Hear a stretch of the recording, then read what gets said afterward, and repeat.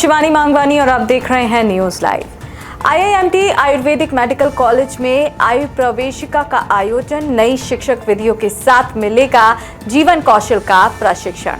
IIMT Ayurvedic medical college and hospital में BAMS के transitional curriculum कार्यक्रम आयु प्रवेशिका को संबोधित करते हुए आईआईएमटी विश्वविद्यालय के प्रति कुलाधिपति डॉक्टर मयंक अग्रवाल ने कहा कि एक समय था जब समस्त विश्व से लोग आयुर्वेदिक उपचार कराने के लिए भारत आते थे।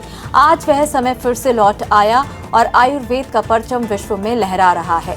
प्रति कुलाधिपति डॉक्टर मयंक अग्रवाल ने कहा कि ट्रांजिशनल करिकुलम विद्यार्थियों को न केवल अकादमिक रूप से बल्कि भावनात्मक और सामाजिक रूप से भी सशक्त बनाएगा। वहीं प्रधानाचार्य डॉक्टर सुजीत दलाई ने कहा कि इस पहल से विद्यार्थियों को नई शिक्षक विधियों, जीवन कौशल प्रशिक्षण और गतिविधि आधारित शिक्षण से परिचित कराया जाएगा।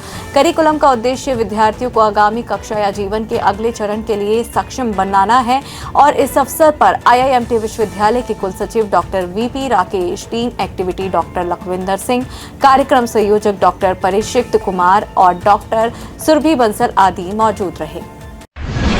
पीएम मोदी ने सूरत में बुलेट ट्रेन परियोजना की प्रगति का लिया जायजा, लॉन्च के 9,700 करोड़ के प्रोजेक्ट्स। प्रधानमंत्री नरेंद्र मोदी गुजरात के सूरत में बन रहे बुलेट ट्रेन के स्टेशन पहुंचे और Mumbai Ahmedabad high speed rail corridor की प्रगति का जायजा लिया।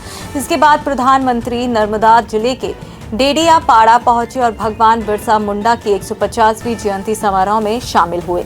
इस अवसर पर प्रधानमंत्री ने 9,700 करोड़ रुपए से अधिक की विकास परियोजनाओं का उद्घाटन और शिलान्यास किया।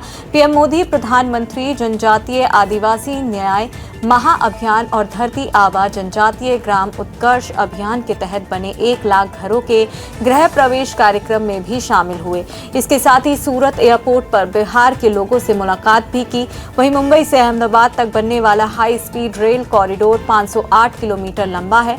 इसमें 352 किलोमीटर हिस्सा गुजरात और दादरा नगर हवेली में आता है, जबकि 156 किलोमीटर हिस्सा महाराष्ट्र में।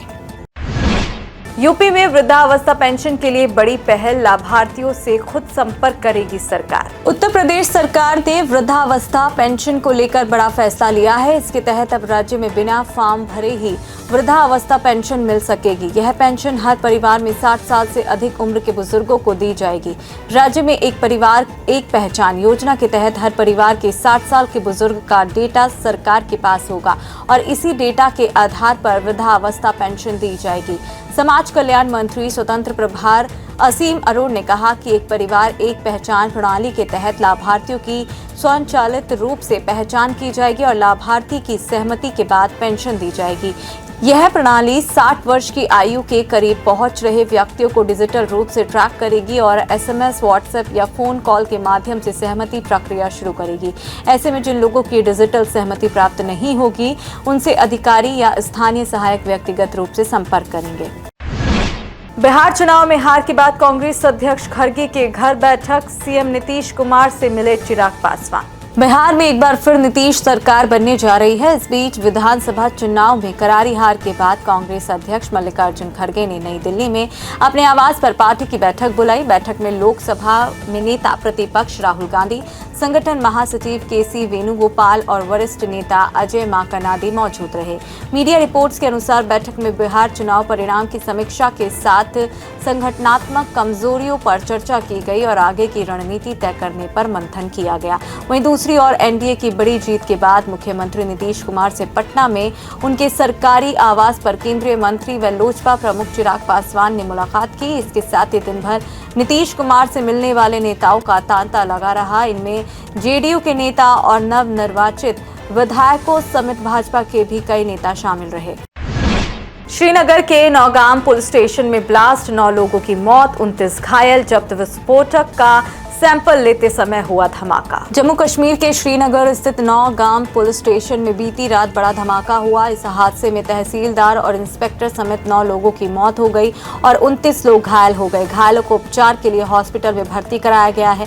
अधिकारियों के अनुसार ये ब्लास्ट उस समय हुआ जब टीम जब्त किए गए विस्फोटक के सैंपल ले रही थी। जम्मू कश्मीर के डीजीपी नलिन प्रभात ने कहा कि नौगाम थाने में हुआ विस्फोट कोई आतंकी साजिश या हमला नहीं, सिर्फ हादसा है। उन्होंने कहा कि फरीदाबाद से जब्त किए गए विस्फोटक की सैंपलिंग की प्रक्रिया 2 दिन से चल रही थी और इसी दौरान बीती रात करीब 11:20 पर यह घटना हुई। डीजीपी ने कहा कि इस मामले की विस्तृत जांच की जा रही है। वहीं गृह मंत्रालय ने भी इस धमाके को सिर्फ हादसा बताया है।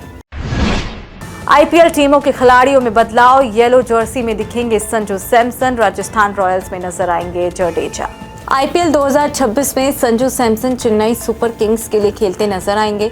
विकेटकीपर बल्लेबाज संजू सैमसन नीलामी से पहले ही सीएसके में शामिल हो गए हैं। उन्हें राजस्थान रॉयल्स से ट्रेड डील में चेन्नई सुपर किंग्स ने साइन किया है, जिसके बदले राजस्थान रॉयल्स ने रविंद्र जडेजा और सैम करन को अपनी टीम में लिया है। इस बार आईपीएल का मिनी ऑक्शन अगले महीने 16 दिसंबर को अबू धाबी में होगा। इससे पहले 10 टीमों के लिए रिटेंशन की डेडलाइन आज दोपहर 3 बजे समाप्त हो गई है। वहीं इस फेरबदल में रविंद्र जडेजा को नुकसान हुआ है। सीएसके ने उन्हें 18 करोड़ में खरीदा था, लेकिन अब उन्हें ट्रेड डील के बाद राजस्थान रॉयल्स केवल 14 करोड़ रुपए देगी। बॉलीवुड स्टार विक्की कैटरीना के बाद राजकुमार राव पत्रलेखा के घर गूंजी किलकारी, बेटी के बने पेरेंट। बॉलीवुड एक्टर विक्की कौशल और कैटरीना कैफ के बाद अब राजकुमार राव और पत्रलेखा के घर किलकारी गूंजी है। शादी के 4 साल बाद राजकुमार राव और पत्रलेखा ने अपने पहले बच्चे का स्वागत किया और दोनों बेटी के पेरेंट्स बने हैं। राजकुमार राव ने सोशल मीडिया पर पोस्ट शेयर कर ये जानकारी साझा की है। राजकुमार राव ने इंस्टाग्राम पोस्ट में बताया कि वो और पत्रलेखा बेबी गर्ल के पेरेंट्स बने हैं।